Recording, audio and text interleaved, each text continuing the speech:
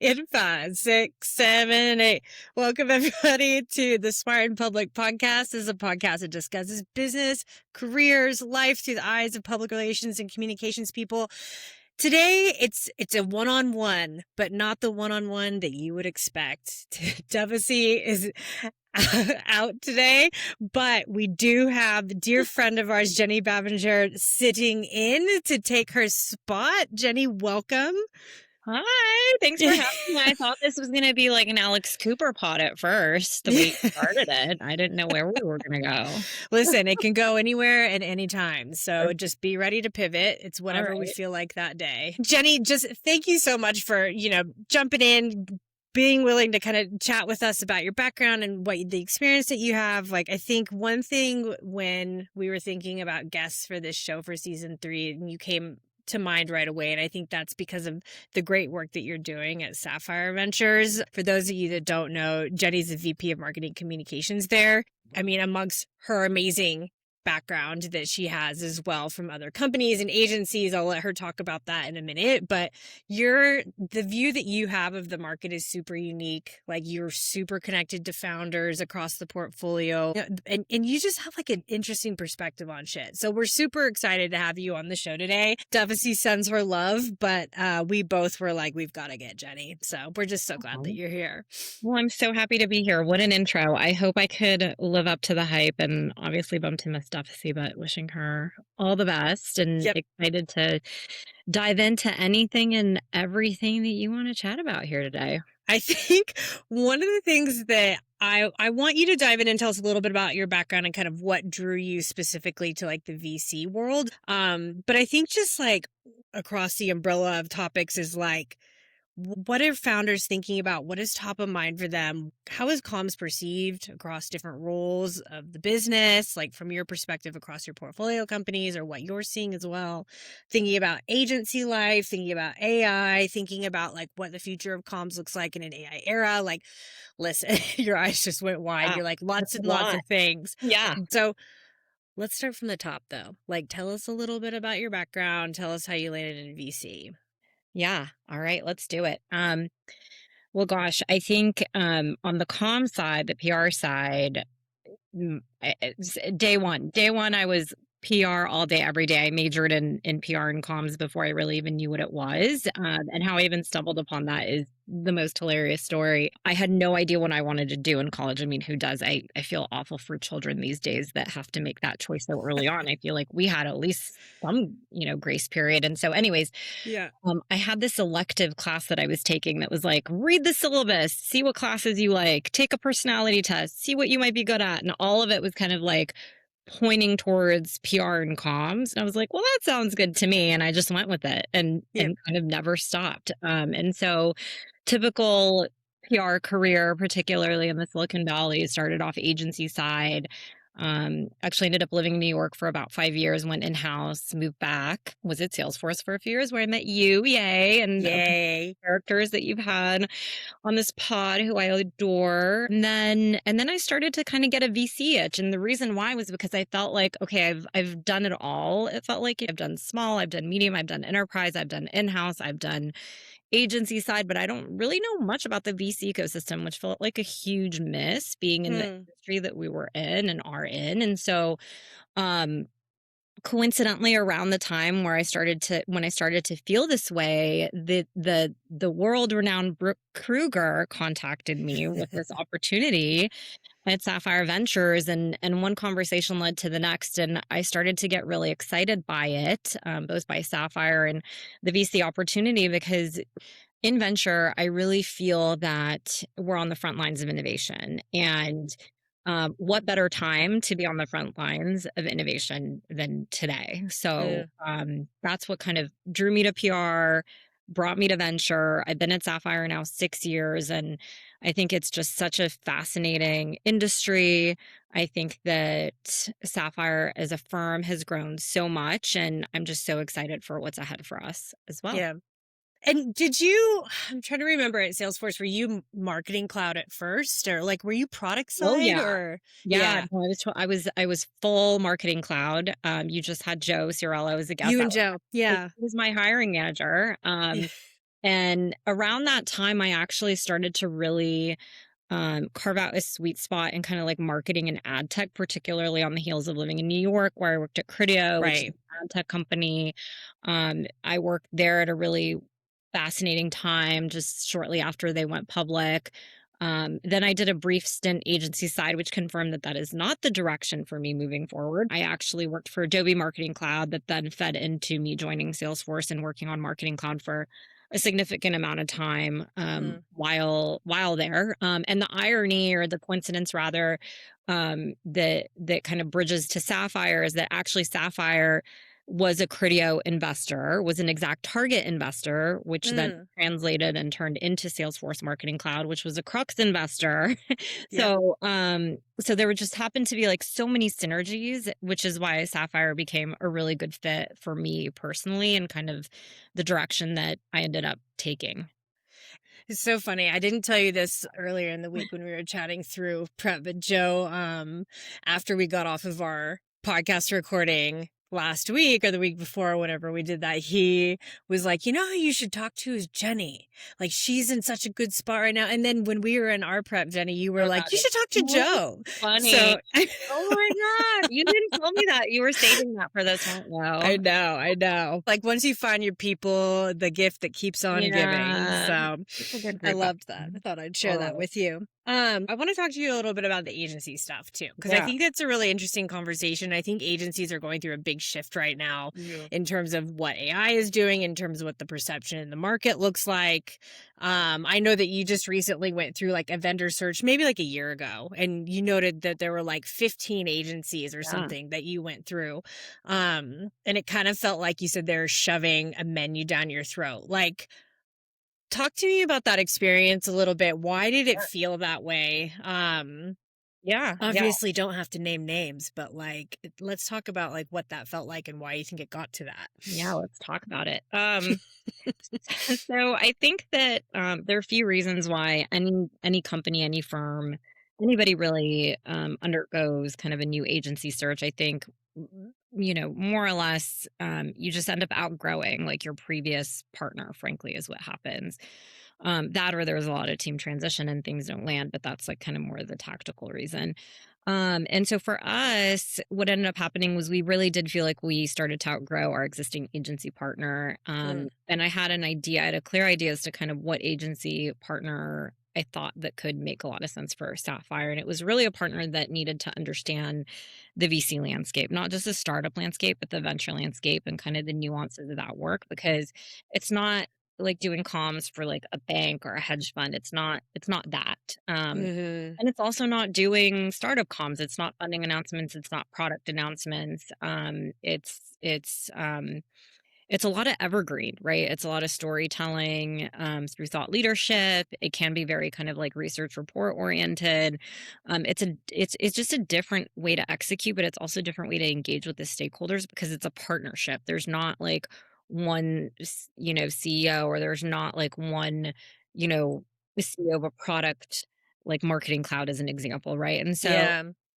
so when I started talking to a few agencies, first of all, it was all through referral. I wanted to hear like who were the great, agency brands out there today, because that obviously always kind of like shifts over time. Hmm. Um, and so I started having conversations and getting intros from people. And I believe I spoke with, like I mentioned to you, about 15 or so.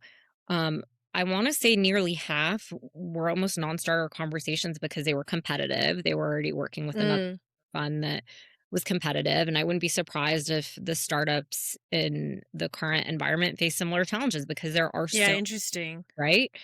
And then some of the agencies that we ended up having conversations with weren't a fit for one reason or other. A lot of it in venture is like a vibe check. Like, you just have to connect. It's an emotionally charged business. So by virtue of that alone, you can kind of like screen people out right away. And then I want to say that left us with, let's call it like, I don't know, maybe like four-ish or so agencies. Hmm. Um, and a good handful of them, as I was mentioning to you, what really wasn't working out was like they were trying to pitch us a menu of what they were offering versus hearing what we were hoping to accomplish and how to be a real partner with us and for us Yeah. journey. And I think that that actually happens a lot of times, in my opinion, when the agency is on this kind of precipice of like getting too big, or they are already big, because then they get kind of lazy and they don't feel like they need to try and cater. And in our industry, bespoke really works. And so that's Mm, ultimately what we were looking for. We were looking for somebody that understood the industry in and out, that wasn't trying to pitch us a menu,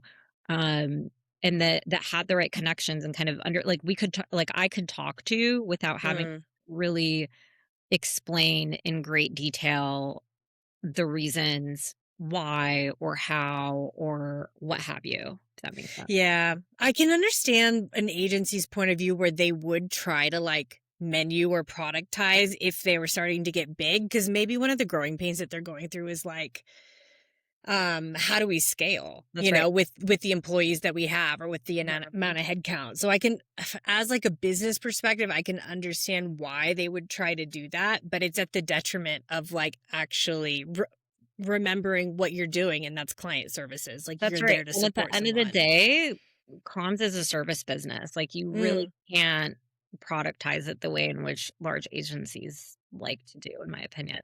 Yeah, no, I agree. Like, one of the things I want to drill down into a little bit more too, that you mentioned, that I think is probably pretty interesting and new for a lot of people that don't do VC comms, but like, it really is a different world because of, like you said, like the evergreen storytelling, like even the vocabulary that is used there, a lot of thought leadership stuff, and then also the stakeholders that you're working with. Like, what were some of the challenges or the things that you noticed right away when you were going in to like build out Sapphire Ventures, or like look at the comms department and what that looked like? Like, what were some of those things? That's such a good question. So, I actually want to take it a step backwards, which is when Brooke pitched me on this opportunity. It was like a director of marketing role at the time. And I told her, I don't know anything about marketing. Like, I'm a comms Mm, PR person through and through. I built my entire career for 15 years at that point in the area of comms and PR. And she's like, no, no, like VC's different. You're not going to have to know demand gen and some of the things that you might not know. As long as you understand the strategy, it could be taught. At the time, I had this boss that really rolled up his sleeves and taught me a lot that I didn't know. And so all of this is to say, 6 years in, I can honestly tell you that um, VC comms is really brand oriented more than anything. It's taught to mid funnel at mm, best, mm, and a lot of it has to do with building partner profiles and partner reputations, mm-hmm. the brand versus the other way around, or them being equal, if that makes sense. Yeah. And so, to answer kind of the second part of your question, over the years, especially those first few years, there were kind of like clear requests to do certain things and clear programs that were already in place that were valued, like a PR and comms program. And so over time, we carved out essentially these four pillars for our program. So our pillars are events. These are the events that we put on, comms and PR, obviously. And then we also have digital and content, and social kind of straddles a few because it's a distribution channel. It's increasingly a content medium. We do digital advertising through social as well. So kind of straddles buckets. It doesn't have its own bucket. It's also not big enough, in my opinion, to have kind of its own bucket, for lack of a better word. But um, over time, it became clear that like these are the areas that are a priority for our investors, are a priority for Sapphire. And frankly, I think just as an industry, these are kind of like the brand pillars that make a lot of sense for venture as a whole. Yeah.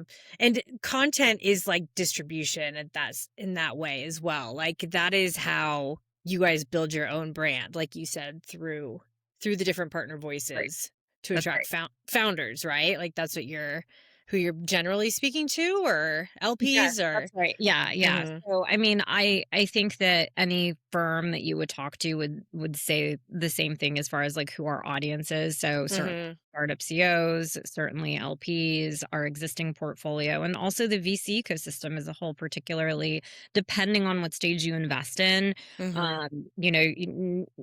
More often than not, you're going to have other venture partners on your cap table. And so you want to have a strong and good reputation amongst other venture funds and GPs as well.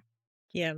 How long did it take you to get up to speed on all of the new terminology and all that stuff? A while, I have to admit. Like, it wasn't something that I fully understood at least until maybe like a year plus in. Mm, And even then, there's always something to learn, particularly in the area of like investment because of um the way deals are done could be pretty tricky sometimes. And so and that's not my background. I'm not an investor. So it right. was definitely a huge it was a learning curve, but um it wasn't it wasn't an inhibitor to success because at the end of the day, even though I'm not an investor, even though that's not my background, I am, a PR and comms person. I have kind of blossomed into a marketer, and so I know that area. Yeah. And so and that kind of actually is to the benefit, I think, of the work that I do because I don't need to get too into the weeds. And nobody really, in my opinion, should, right? I think that was always, even when we were at Salesforce, the challenge. It was like, no, you really don't want to get get into the weeds to draw the broader audience, right? Yeah. I also think that as a comms person, coming in with a fresh perspective, like that's why people love having a consultant come in, or we're always kind of asking each other on teams, like, can I pick your brain on this? Or like, can I riff with you on something? Like, you want that outside perspective so that you're not in jargon land, especially I feel like with that VC world that is Yeah. so much that way where everyone's kind of picking the same words and that sort of thing. Yeah. Oh my gosh. There were terms that I had no idea what that meant. And they were like casually dropped in conversation, like wrap something up or down. And it's so crazy. On that note, I was talking to my husband the other night and I said something and I was like, yeah, it's just a matter of like if we want to ratchet up. And I was like, what did I just say? Like in casual conversation. Oh my God, 6 years in. And now this is just like my lexicon. It's Yeah. so insane. Like Even people don't just, talk that way. even just little things. It's so funny you said that because I was just talking to Scott this morning, and he goes, I said something. I was like, oh yeah, this company in stealth, blah blah blah, and he was like, don't talk like that. You don't need to talk like. He's like, they're building a business. Talk like a normal person. I was like, all right, fine. That's a lot of words, though. You stealth is just like one word. I, You were being efficient. You were being efficient. Thank you. Thank you so much. I know. Just that's what I strive for. Okay, so now you are in Sapphire Ventures, you're working with founders. Like so let's shift a little bit into kind of like what you're seeing from a founder perspective too, because I feel like their perspective on comms, at least from like my view as a consultant too, it's like I'm constantly working with founders, I'm constantly getting different opinions on like where comms sits on the priority level. So I'd love to kind of hear from you what that looks like as well, of like what are you seeing right now from founders that may have like changed in the last 12 months in regards to like the importance of comms or what comms is looking like to them. Yeah, I am seeing two types of founders, I guess is what I would say, or two types of businesses. I'll start with talking about the companies that are later stage, um, and they start to try and operate like a public ready company. They really take comms super seriously. If you look at Glean and the work Mm, Arena over there is doing, it is a case study in A plus comms. 100%. Like Arvind is absolutely everywhere at all times where it matters, and it is incredible. Um, that is a function that makes sense, right? Like the way they're operating the team that they've hired on the CMO side, on the head of comm side, um, and they really, I mean, I'm sure they're innovating in terms of some of the work that they're doing, but they're also doing the things that work. They're showing up on conference stages, they're in the articles that, matter, they're leading the headlines in their industry, right? So there's definitely like that that founder, and we have Mhm. um, investments where we see that, and that's truly, in my opinion, again, like an A+ success story, particularly kind of as they um, journey on, if you will. And then there's a class of founders that their buyer is more technical. They're not reading the Wall Street Journal. They don't even want to pay for that subscription potentially. They don't really care about their funding announcement being in a publication like that. They just don't really Mm. see the ROI in the entire workflow, at least not where they're at in their journey. Yeah. I am a firm believer that inevitably they will have to build out that function. They will have to take messaging seriously. They'll have to engage with press, particularly any business that wants to go public, and every business for the most part wants to do that. At least Mhm. the tech and B2B tech ecosystem. Um, and it's something that you ultimately can't avoid. I joke about this. I've said it before. Even companies that look to avoid PR and comms, like look at Palantir, they still have a head of comms, right? Yeah. Like it's a function that has to exist. It's a workflow that is essential as a business grows up. Mhm. So I guess, to bring it home, I'm really seeing like two types of founders, as far as two types of CEOs, two types of businesses, as far as how they're seeing and executing against comms and PR today. But I think it is inevitable that as a company grows and grows up, it will ultimately need this function, as it is very important and is core and key to the success of any business. I see a lot of those technical founders that you're talking about. I feel like they try to maintain their street cred tech, like from a tech side. Like that is the thing that is important to them. I see that a lot with technical founders where they want to look cool amongst their peers and still talk about the tech versus be a leader and talk about the vision and the future and then like thinking about what that looks like from a brand Right. building Right. I mean, exercise. that's a founder CEO, right? Like Mhm. that's a founder CEO. And you could do both too, right? Like Totally. Oh there's yeah. something to be said to, exist in like the community and the developer community, or, that ecosystem. And then again, like as a business grows up, as a CEO is looking to raise that next round, et cetera, they're going to eventually um, invest in that capability. It's part of the go-to-market motion as Yeah. well. Becomes essential at a certain stage of growth, particularly when you move up market. So I think that the end goal, or the end result rather, like won't really change, in my Is opinion. Is there a moment in time where you or like a trend or a pattern in terms of like when you see that stage of company or that founder who didn't care about comms before go, "Oh shit, I care now?" Oh yeah, I mean, so this is where maybe things are shifting a little bit. I mean, over the 6 years that I've been here, the path seemed to be pretty clear. Earlier stage companies, around A, B would want to announce, right? But they were very mindful of how much they spent towards that. It was their first comms investment. So they would normally feel more comfortable with the contractor, somebody they could work with more one on one, somebody that was Hmm. cost effective, that, maybe the ROI was there, in a way that they could justify. And then eventually they would bring on more of an agency partner as they approach later stage, because the later stage the company is, the more they're bolstering their go to market, the more they're expanding their product suite, the more they're going up market selling to the enterprise. They're Hmm. trying to reach more audiences, and so they bring on a partner that has experience and is more established in doing those things and helping support those things through a PR and communication standpoint, right? And so they ultimately start to grow into that. What I'd say that is interesting now is I am seeing over the past couple of years, like later stage companies not invest in comms that early. Like I'm seeing Hmm. them only start to want to announce and take it a little bit more seriously at later stages. So I don't know if that's a reflection of kind of what we've been talking about in terms of the customer's more technical, they want maybe more of that developer street cred.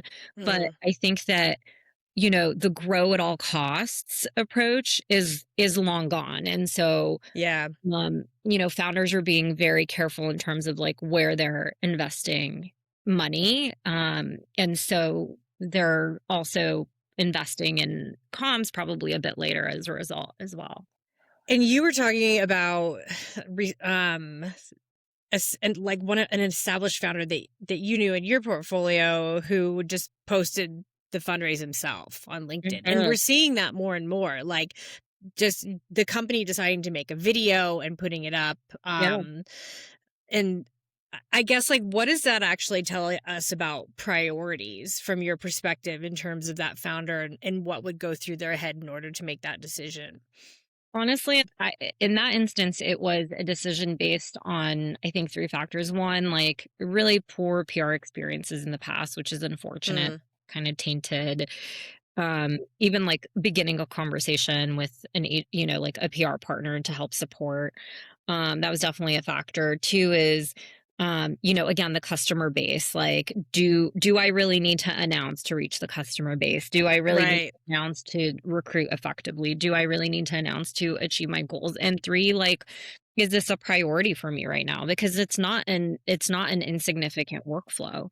And frankly, it was a really interesting conversation that we had because before he had done that, he was actually talking about how, like, he wanted to update his messaging, like, not his, but, like, the company's Yeah. messaging and, use it as this, like, big anchor moment, and it was, like, such a 180 from that kind of opinion, Mm, and it leads me to believe that he just was like, "Not right now." Like, it's just not a right now thing, and it's gonna get that's why I still firmly believe that, like, they will get to a place where they will take this seriously and make it a priority. It's just yeah. not right now. A lot of the times too, what I see or the stories that I hear from consultants too, it's like either they priced too expensive, the process sounded too laborious in terms of like getting that messaging up and running, it didn't fit within the timelines that they needed. Wasn't vibing with the right person. Yeah, Like I just feel like there's so many of those things that come back to that service conversation about yeah, the agency that we were talking about as well. Like I feel yeah. like that is what frustrates them to make that 180 sometimes as well. Yeah, I mean, this was a different situation in that, like, I was pitching him hard on, like, "You really should do this," and then I finally got him to, like, be open to a conversation with a partner I'd recommend, like, a agency partner Mm, recommended, and then ultimately he was like he just, it wasn't a priority for him at that point. I mean, I'm sure it will be the next round, but mm. he's like, "This isn't gonna really be additive to what I need to accomplish." Well, you think too about just like the amount of news that comes out every single day. Like anyone that sits on X and just kind of like follows what that stream looks like, or at least that's what I'm doing. It's literally just like announcing, announcing, announcing, announcing. Like you just, from a founder perspective, I can completely understand how you just feel like there's no break in the waves to be able to go in and do something significant if you have like an actual major product update, because I also feel like the technology right now, everything feels major. Like everything is crazy right now. Like the Yeah. stuff that we're able to do and how quickly we're able to do it. And I don't know, like I have a lot of empathy for a founder that's trying to find their footing too and trying to find somebody that they trust to do that with from a comms perspective. Yeah, yeah, and I mean, you're kind of making me think of a related point, which is there's really not a lot of deeper feature S type of stories around what is happening in the ecosystem. I mean, there Mm, probably are, you'd have to dig for them a bit more, but that's kind of why I also think that both because the news cycles have been so aggressive, but also, to really cover the space well and intelligently, there just haven't been many reporters doing that. And so it's no surprise that we see like the Wall Street Journal hiring AI reporters, BI's hiring mm, AI reporters, Bloomberg's hiring AI reporters, and all here, by the way, like in the Silicon Valley. And I'm really looking forward to, once all of these publications are whole on those hires, to just really see the types of stories that start to emerge, because there's just so much going on that's like actually interesting and like underneath the news, Mm. that would be, anyway, that's kind of, I'm excited to see what happens from here. Yeah, I would love to see some more like in-depth reporting. And I think Allie Garfinkel just said that that's what she's going to be That's right. focusing on now at Fortune. That's Yeah. right. So I'm really looking forward to that as well. I think that for the in-depth reporting that I've been enjoying, it's been mostly in like the Substack world and the independent world now. I don't know if you're seeing that or feeling that, but Real, like yeah. Yeah. yeah, and I don't know, like I feel like founders are more open to those types of publications as well as they Yeah. start to see their friends in them too, you know? Yeah, yeah, absolutely. But I think that's, that's like, we're coming full circle. That's like to the earlier point about like speaking to the community and the developer Mhm. community. But I think like eventually a business grows into like needing to prove value to multiple stakeholders, especially as become public ready, or eventually go public. Like, then your readership expands, and then you're really trying to tap into like the Wall Street journals and, FT and what have you. And so you start, it's not one or the other, I think. Yeah. So that's Yeah. my perspective. I want to shift a little bit into the PR work itself. So when we were chatting kind of in our prep call, one of the things that you're talking about is like the table stakes is the table stakes. I Mhm. love that. I think that I'm hearing that sentiment across many people that I'm having conversations with, whether that's like in comms people or on Smart and Public or, just like across socials. Um, let's unpack that a little bit and what you mean by that as well, because I think there's just so much swirl around like GEO and AEO and like, what does it all mean? So Yeah, would love yeah. to hear your thoughts. Well, I mean, I think that the headline here is of like the entire pod is gonna be like, two things could be true at the same time, which is which is yes, like in our industry, like the table stakes are the table stakes, and I can elaborate as to why I feel that way. But I also do not by any means want to discredit the value potential, like the opportunity that we have is a result of this current innovation cycle that we're in. And Totally. we here at Sapphire are taking AO and GEO very seriously, and I think most companies are, and if they're not, then good luck, frankly, because it's not nothing. Like, it is essential to the well-being of any buddy online that wants to make a business. But Mm, as far as my initial comment on the table stakes is it really is about like we can't lose sight of what comms is and the value that comms brings. And at a high level, it is to influence perception, influence decision making through the art of storytelling. And that shines through certainly, in media coverage. But if you take a step back, that also has to do in the relationships that you have and you bring, right? Reporter relationships are the currency of any comms person, and that cannot be outsourced to Claude or ChatGPT. right. And then if you think about, conferences and events, they have come back in full force post COVID and then some, right? Like HumanX is a brand new event in year two that spotlights AI, right? Across the Yeah. enterprise community. And frankly, like the buzziest part of the entire conference, in my opinion, was like the media lounge. Yeah. Not only was my partner busy with press meetings, but you could see all these CEOs meeting with, a number of different reporters. And that is like PR 101, right? Like, Yeah. book the speaking slots, set up the press meetings. So again, like when I say the table stakes are the table stakes, like that's kind of what I'm talking about, right? Like, there was a moment in time where it was like death to the press release, let's announce via blog. But to be Hmm. honest, like that never really went away. And now it's back in full force, particularly as we think about, and we can now move into like the AOGO conversation, but particularly as we think about AO and geo and, putting your message out there in a repetitive fashion and having that digital presence and having, an LLM pull from there, from that kind of like messaging document, like a press Hmm. release in some regard has never been more important. So again, like two things could be true, I at the same honestly, time.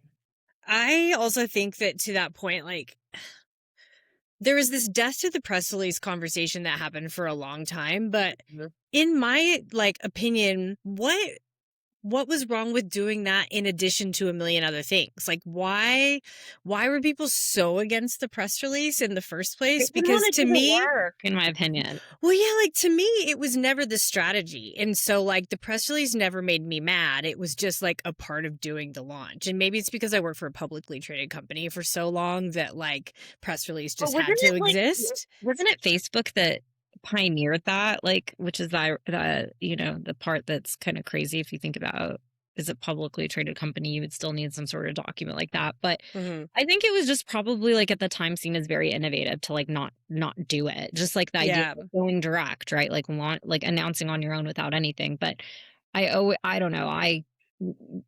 Maybe I'm a traditionalist, but I still think that like those are ineffective. Like, I just don't see the value in that. They feel like ineffective strategies to Well, me. yeah, if our goal is to own a narrative, why Yeah. wouldn't we add this one thing and distribute it? Right. Like that is our one. And then get it syndicated and Yes, have like like an anchor messaging document. Oh, and by the way, like, why not like see if media would be interested in it so that you get third party credibility and then you can like create. I just, yeah, I don't, yeah, it feels like a, anyway, I don't know. I just think it's either a way to like not do the work or somebody's really pissed you off enough that this is the stance you're taking. I think it's the former. I think people just don't like doing them. Yeah. Well, I don't like to do a lot of stuff. Not to sound like a dick, but I think people just don't want to do it. Yeah. I mean, I don't want to do a lot of stuff, but I still got to do it. Exactly. I don't want to pay my taxes, but like so Amen. I know. Thank you. Thanks for having my back there. I did pay my taxes this year, you guys. So To be IRS, clear. mine. Just to be clear, I Yes. paid my taxes. Okay. So you told me in our prep call as well. Like there was a head of marketing that said if I had all the money in the world, I'd flood the market with ads. Like, can you talk to me about like what is the discipline that gets lost when budgets get big? Like, why is that crazy? Why are we talking about that right now? Like, how is that coming into context? Oof. Okay, so I was at this dinner like end of last year, and there were a lot of like VC marketers and leaders, and it was a really interesting, amazing, inspiring group. And one of the questions that kind of came up was, if you could do anything in marketing, what would you do? Hmm. Um, and that's one of those questions where it's like, man, I really don't even want to answer. I don't want to answer on the spot. Like, I need to think about it. Like, that's a big question. I Yeah. don't want to pretend like I have an answer. Um, That would but be then, like if you had to die tomorrow, what would your last meal be? I'd be yeah, like, everything. I want to eat it all. right. Like, I need to think about it. Can I have a minute? Yeah, like the power in taking a beat is pretty valuable. I need to do more of it, to be honest. But anyways, I'm totally digressing here. What I was gonna get at was there was a marketer who answered the question in a way that I was like, what? That's kind of interesting. But she basically was like, oh, I would just like flood the market with all these ads. And I don't know, I don't really know where that, I just thought, I was like, wow, that's interesting. Cause Hmm. I don't know why that was her specific approach, Hmm. or would have been her specific approach. But I think it's a result of just how competitive and noisy it is right now and how much capital there is in the venture ecosystem and how challenging Hmm. it is to stand out as an investor. I'm sure it's challenging to stand out as an AI company as well, right? Like it is just a Yeah. competitive time right now. And so maybe that was a response to that. Um, I don't have that luxury. I don't have that luxury within, Sapphire. And I'm actually grateful for it because I think that, and this kind of now bleeds into your question more directly, which is I think that what can get lost is like the real ROI on what you're doing. Mm, Um, if you have too much money to burn and nobody's really forcing you to be accountable, then how are you going to showcase like the real value, the real ROI in the work that you're doing? So I think that mhm, that definitely gets lost. The other part that gets lost is actually doing the work, right? I think mm, like once you grow too big as a business, too big as, and certainly a VC firm is a business too, like it's easy to, particularly later in your career, think like all that you need to be doing is be strategic. But I think that especially in the current environment that we're living in, and I'm talking about like we're in the middle of a transformative innovation cycle, we have a huge mm, opportunity to all understand the full power of AI and these tools and their capabilities and how they can improve the work that we're doing. And that's like at a very high level. And so I think that we should all like, just regardless of title and budget, like I think we should always have our ear to the ground, so to speak, mm. and not lose sight of that. Absolutely. I totally agree with that. And you were just at VC Comms Con. Did you speak there? I spoke there. Was that your first speaking thing? It was Did you grown love it? up. I'm all grown up. It was a lot of fun. I was very flattered. I wore what's it called? One of those like little blazers. Um the Why? Why the blazer? the faux Chanel blazer. Oh yes, yeah. Mhm. Um that's why, because I spoke. I had to wear it. That was the look. Oh my god, you're the best. Um You were saying that like one of the conversations that was coming out of that was like around AI and the next generation of comms talent and what that future of work looks like. Like, can you tell us a little bit about like what that conversation was sounding like there on the ground and what some of the ideas were there? Yeah, I mean, I think even since then, like, gosh, that was in February, and we're recording this end of April, and even since then, like, so much has Oh, shifted and changed, and there's been so much innovation across like the different LLMs. Like, God, I feel that conversation, well, those conversations rather, there are multiple. Like, while they still ring true, like, it's just we're moving so quickly as an industry.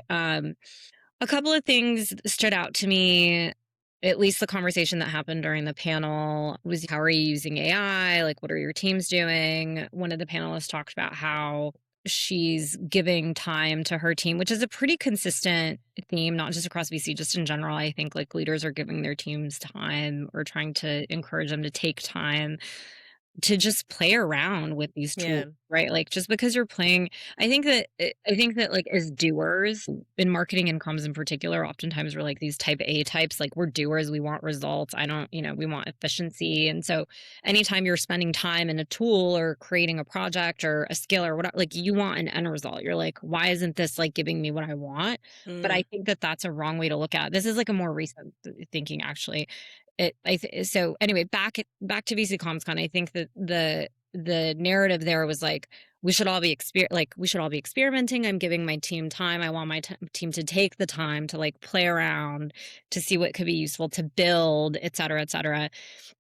And now, like, fast forward a few months, I definitely think that that's still the message. That's still the message across, the team here at Sapphire, like as a whole. Like, we have access mm, to the tools. We're encouraged to experiment. I'm telling my team, like, we should definitely, I'm planting ideas in their heads in different ways we could be using tools.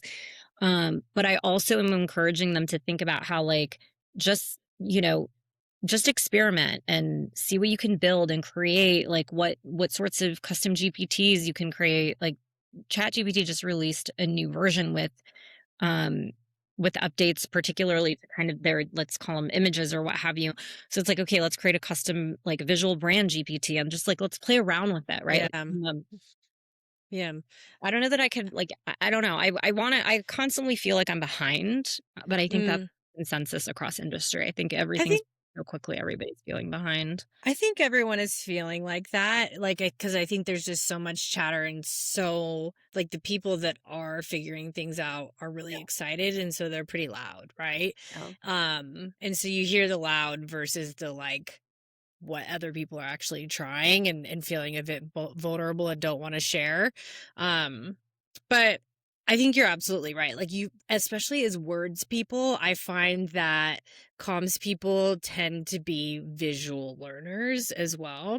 Yeah. Um, and when you cannot visualize something because it's living in an LLM and it's trapped in a skill, or things are not like in your face in a Word doc or in a presentation or anything like that, like, it's a totally different format of how we've done work in the past and the Yeah. way that things are accessed and filed. And it's just one of those things that you've got to go and just play with it and get comfortable, because Mhm. there's just going to be I think there's going to be a day where everyone wakes up and either you know how to use this shit or you don't. And if you don't, you're dead. Not literally, but No, I mean, I think it's like using a mobile phone, you know? yeah. Like, Mm, where would you be if you didn't have an iPhone or whatever you're using? Like, eventually everybody had to catch on, right? yeah. Um, and then Although, like, tin can phone is coming back. maybe I've- in Bend, not out here, girlfriend.